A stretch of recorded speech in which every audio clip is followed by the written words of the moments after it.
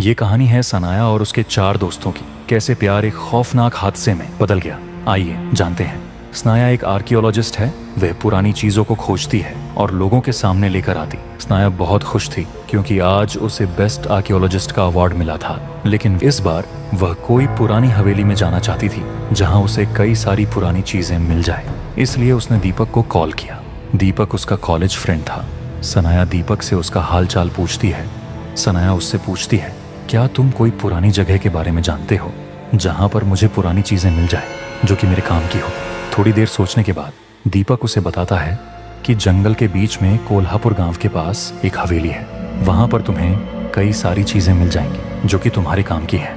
सनाया दीपक को thank you बोलती है और कॉल रख देती है। दोपहर के 3 बज चुके थे। शाम भी जल्दी होने वाली थी क्योंकि रास्ता बहुत दूर था, इसलिए अब निकलना ठीक नहीं था। सनाया ने सोचा कि अब कल सुबह ही जाऊंगी, इसलिए वह अभी से पैकिंग करके कल सुबह होने का इंतजार करने लगी।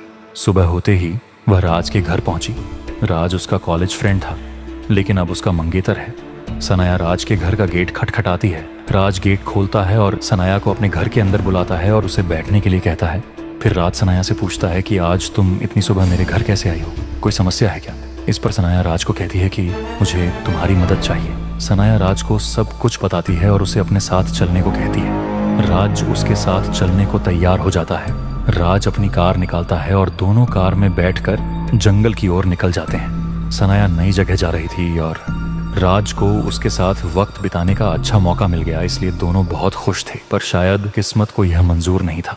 उन्हें तो यह भी नहीं पता था कि उनकी जिंदगी में एक ऐसा दर्दनाक हादसा होने वाला है जिससे उनकी जिंदगी ही पलट जाएगी। राज और सनाया जंगल में प्रवेश कर गए थे और हवेली पहुंचने से 2 किलोमीटर पहले उनकी गाड़ी खराब हो गई। राज और सनाया गाड़ी से उतरते हैं और राज गाड़ी चेक करता है।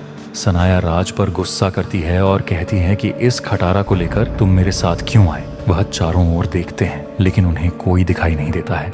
चारों तरफ सुनसान था। कुछ देर बाद वहां से एक साधुओं का झुंड निकलता है। राज और सनाया साधुओं के पास आते हैं और उनसे उस हवेली का रास्ता पूछते हैं। उनमें से एक साधु पूछता है कि तुम वहां क्यों जाना चाहते हो। तो सनाया बोलती है कि हमें वहां पर कुछ काम है। साधु उनसे कहता है, जो भी व्यक्ति वहां एक बार जाता है वह वापस लौटकर नहीं आता है। वहां पर कई लोगों की मृत्यु हुई है। रात में उस महल से कई लोगों के चीखने चिल्लाने और रोने की आवाजें आती हैं। तुम वहां ना जाओ तो ही अच्छा रहेगा। ये कहकर सभी साधु वहां से निकल जाते हैं। मैं एक बात आप सभी को बता दूं कि सनाया का उस हवेली पर पहुंचना कोई इत्तेफाक नहीं था। कहानी के अगले भाग में जानिए कैसे वे दोनों हवेली तक पहुंचे और क्या हुआ हवेली में पहुंचने के बाद।